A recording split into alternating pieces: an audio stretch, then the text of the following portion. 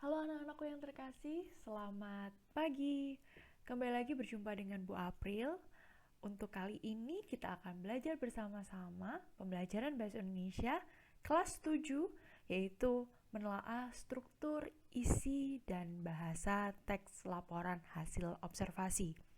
Bu April berharap kalian semua memiliki karakter yang kreatif, inovatif, terampil, dan aktif. Salam ala kita. Nah, yang pertama yang akan kita bahas adalah struktur teks LHO, di mana pada pertemuan sebelumnya kalian sudah mengerti dan mengetahui serta mempelajari bagaimana kalimat utama, bagaimana cara mencari ide pokok, serta menyimpulkan sebuah teks LHO. Teks LHO pada umumnya memiliki 3 struktur. Yang pertama adalah definisi umum.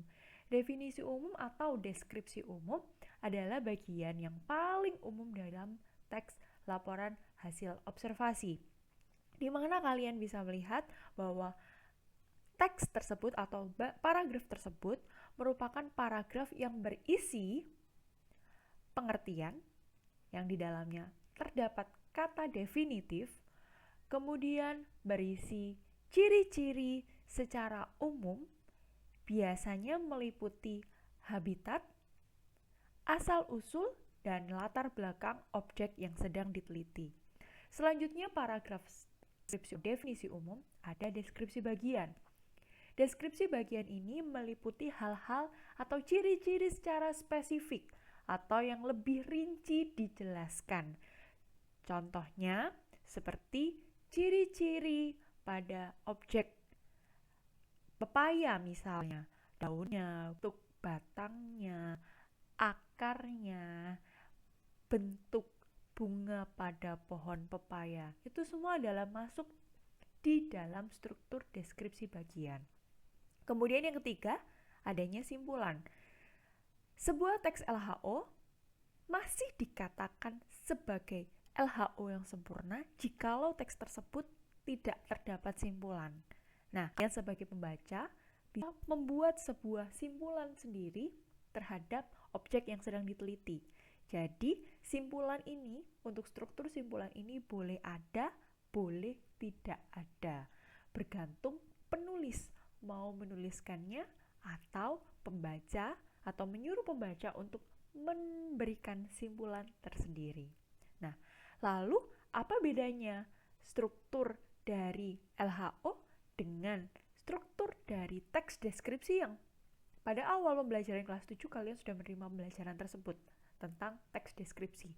Strukturnya sama, deskripsi umum dan deskripsi bagian. Lalu, apa bedanya? Apa hal yang mendasar yang membedakan antara teks deskripsi dengan teks LHO? Perbedaan yang paling mendasar adalah jikalau teks deskripsi itu berdasarkan pengamatan kita secara subjektif, tapi untuk teks LHO berdasarkan pengamatan kita secara objektif. Kita ambil contoh, misal kalian, Bu April minta pergi ke sebuah pantai. Terus kemudian kalian membuat sebuah teks deskripsi. Nah, yang akan kalian bahas jelas adalah pantai tersebut letaknya di mana. Itu fakta. Kemudian, kalian mengamati bagaimana keindahan pantai tersebut. Kalian mengatakan bahwa pantai tersebut sangatlah indah. Indah dalam artian seperti apa? Mungkin kalian melihat bahwa pantai tersebut pasirnya berwarna putih, kemudian teksturnya halus, banyak pepohonan, airnya berwarna biru kehijau-hijauan, dan sangat jernih. Itu menurut kalian. Tapi jikalau mungkin ada teman lain yang mengatakan pantai tersebut misal kurang begitu indah, karena konsep indah mereka, konsep pantai indah bagi mereka adalah pasirnya warna merah misalnya, warna yang berbeda dengan pantai-pantai lainnya. Kalau misalnya mereka datang ke pantai yang warna pasirnya putih, mereka merasa kurang tertarik. Nah, Bu April tidak bisa menyalahkan antara si anak A atau B. yang menganggap pasir putih lebih bagus daripada pasir merah atau menganggap pasir merah lebih bagus daripada pasir putih. Karena itu berdasarkan pandangan mereka masing-masing. Dan setiap orang memandang objek yang diamati itu berbeda perspektifnya. Tetapi, jikalau kalian datang ke sebuah pantai dan kalian diminta untuk membuat teks LHO, kalian pasti akan meneliti mengapa pasir di pantai tersebut berwarna putih. Bukan lagi pantai tersebut indah atau tidak, tapi mengapa pantai tersebut pasirnya berwarna putih. Mungkin karena kondisi lingkungannya, cuacanya, atau tanahnya. Kemudian, mengapa air tersebut warnanya biru untuk di sekitar pesisir pantai, tapi untuk air yang jauh dari pesisir pantai berubah warna menjadi hijau. Nah, itu yang harus kalian teliti, karena di teks LHO kalian ini sebagai peneliti. Nah, bagaimana kalian menelitinya? Setiap orang itu pasti sama hasilnya. Tidak mungkin, misal, ketika kalian meneliti air di sekitar pesisir pantai berwarna biru, tapi semakin lama atau semakin jauh jarak air dari pesisir pantai, itu warnanya semakin gelap. Semua orang meneliti seperti itu dan hasilnya sama. Ditemukan bahwa berubahnya warna air menjadi lebih gelap itu karena adanya kedalaman air yang berbeda. Semakin dalam permukaan air laut tersebut, makin warnanya menjadi pekat. Nah, itu semua adalah penelitian. Bukan lagi kita membahas bagaimana air tersebut indah atau tidak, jernih atau tidak, tapi kita sudah menuju pada hal yang lebih ilmiah dan bisa dibuktikan dari adanya penelitian. Itulah yang membedakan atau hal yang mendasar atau yang disebut objektif tadi, yang paling mendasar darinya teks LHO dan teks deskripsi, sekalipun struktur mereka berdua sama, tapi untuk konsep isi dalamnya itu sangat jauh berbeda. Itu yang harus kalian pahami. Selanjutnya, kita akan bahas masalah unsur bahasa dari teks LHO. Yang pertama yang tadi Bu Abla sudah singgung sedikit, adanya kalimat definitif. Kalimat definitif ini biasanya terletak pada struktur definisi umum atau deskripsi umum. Kalimat definisi ini atau kalimat definitif berisi kata definisi, yaitu contohnya adalah dan merupakan. Yang kedua adalah adanya kata baku. Kata baku ini kata yang menjadi pedoman dan berlaku serta ditetapkan berdasarkan kesepakatan sebuah negara. Kalau di Indonesia biasanya berdasarkan KBBI atau Kamus Besar Bahasa Indonesia. Kalian harus mengunduh itu di Play Store karena kamus tersebut atau aplikasi tersebut sangat membantu kalian dalam menentukan mana kata yang lebih baku. Contoh, kata online kalau dalam bahasa Indonesia itu daring, dalam jaringan. Kalau offline itu bahasa Inggris, kata baku dalam bahasa Indonesia adalah luring atau luar jaringan. Kemudian kalian bingung kata kwitansi itu menggunakan WI atau UI. Nah, kalian bisa cek semuanya itu dalam Kamus Besar Bahasa Indonesia. Selanjutnya adalah kata adaptasi dari bahasa asing. Nah, bahasa Indonesia itu dulunya tidak kaya akan kosakata. Oleh karena itu, dia mengambil bahasa asing yang sekiranya cocok digunakan untuk menambah atau melengkapi kosakata yang belum ada di bahasa Indonesia. Nah, oleh karena itu diambillah atau diadaptasi dari bahasa asing, tapi tetap dengan memberikan atau izin.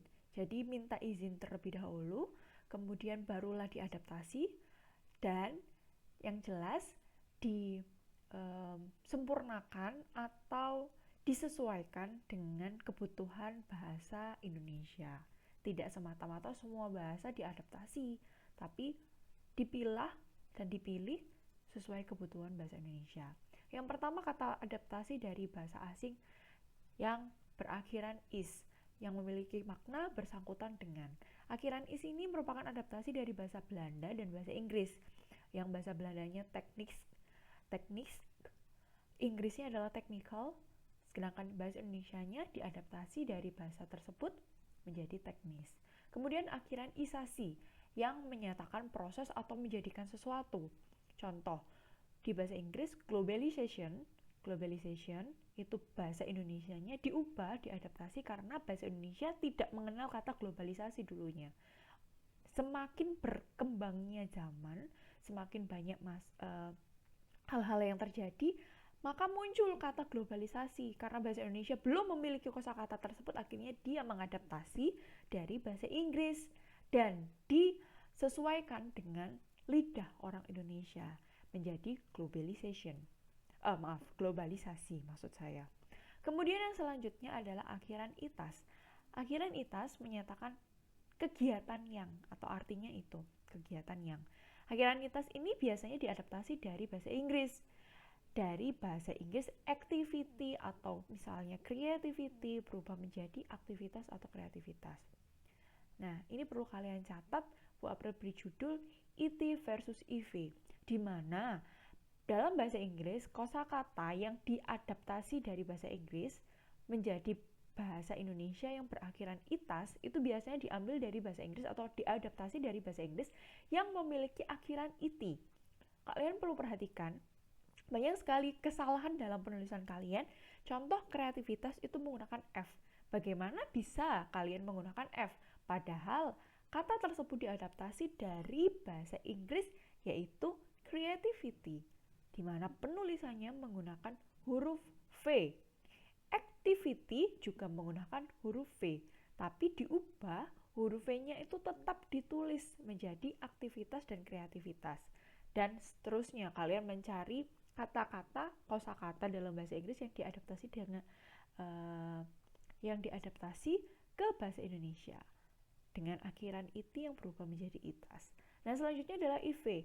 Ketika kalian menemukan kata bahasa Inggris yang berakhiran IV, contoh kreatif, aktif, pasif, kalau kata tersebut diadaptasi ke dalam bahasa Indonesia, pasti kata tersebut akan berakhiran F. Kalian perlu perhatikan itu.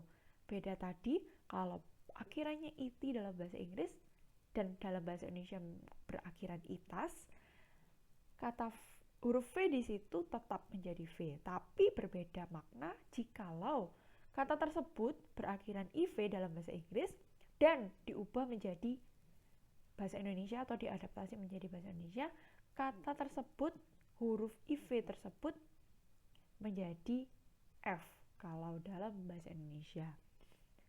Nah, selanjutnya adalah kata di teks LHO itu kebanyakan menggunakan kalimat efektif. Dikatakan efektif itu jika yang pertama, kalimat tersebut bersifat paralel. Contoh kata yang bersifat paralel, kita lihat dalam contoh di layar kalian. Di poin A itu diawali dengan kata me, sedangkan poin B dan C itu diawali dengan kata per. Kalian boleh memilih namanya paralel itu kalau me atau kata kerja aktif, kata kerja aktif semua. Kalau kata kerja pasif semua.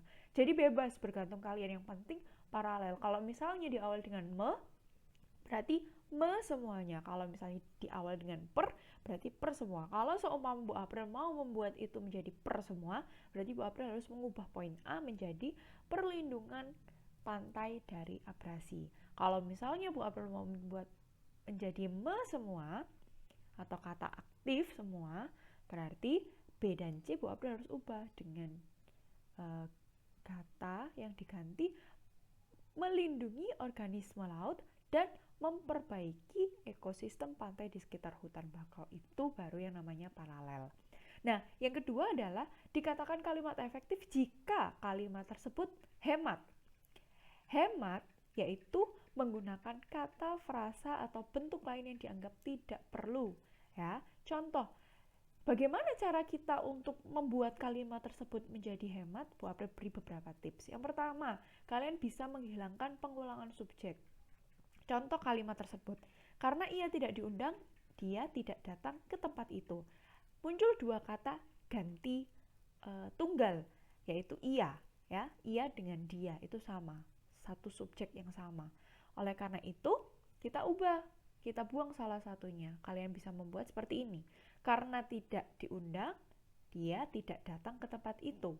Atau kamu balik, dia tidak datang ke tempat itu karena tidak diundang. Itu sama saja. Dan itu sangat menghemat, walaupun hanya satu kata.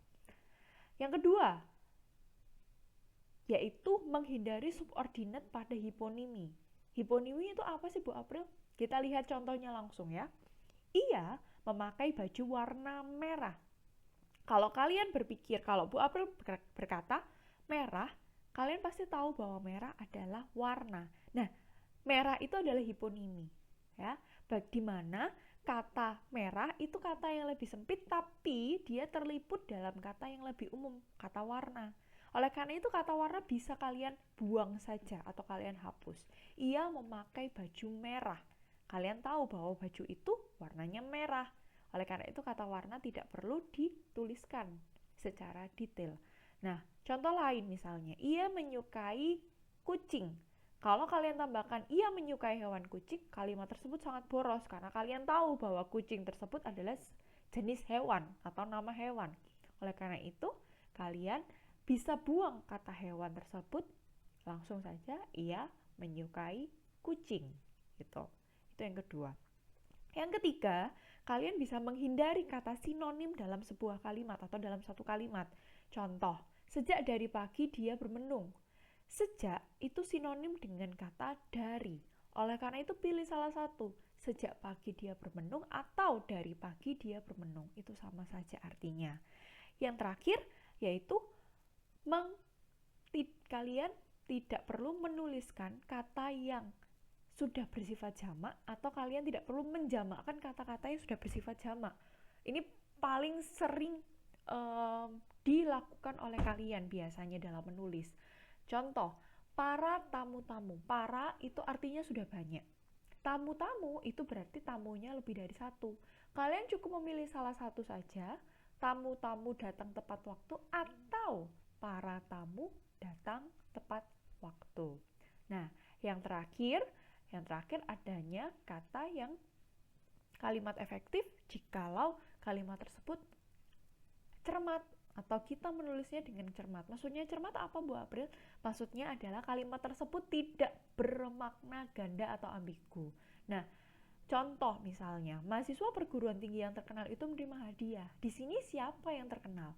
Mahasiswa atau perguruan tingginya? Nah, kalau seumpama kalimat tersebut kalian tuliskan, orang sebagai pembaca itu bingung memahami maknanya. Oleh karena itu, tuliskan kalimat tersebut dengan jelas ya. Jelas. Contoh misalnya ketika Bu April mau membuat mahasiswanya yang terkenal, berarti harus Bu April tuliskan seperti ini. Mahasiswa yang terkenal di perguruan tinggi itu menerima hadiah. Begitupun kalau misalnya kalian ingin membuat yang terkenal adalah perguruan tingginya. Tuliskan saja mahasiswa di perguruan tinggi yang terkenal itu. Jadi gunakan konjungsi tempat atau konjungsi waktu untuk membuat kalimat kalian tidak bermakna ganda atau tidak ambigu.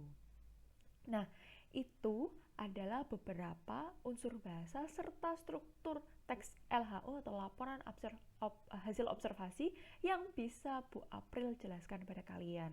Semoga di pertemuan kali ini kalian bisa benar-benar memahami apa itu struktur dan unsur bahasa dari teks laporan hasil observasi.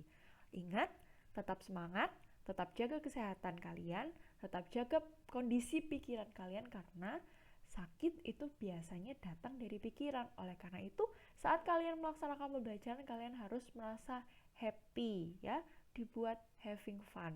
Oke? Walaupun banyak tugas yang melanda hidup kalian, tapi tetap semangat dan tetap kerjakan tugas itu dengan tetap rileks, santai gitu ya. Terima kasih Bu April. Apresiasi kalian bagi yang sudah bersedia mendengar dan memahami serta mencatat apa yang Bu April jelaskan pada hari ini. Sampai jumpa di pertemuan selanjutnya. Terima kasih.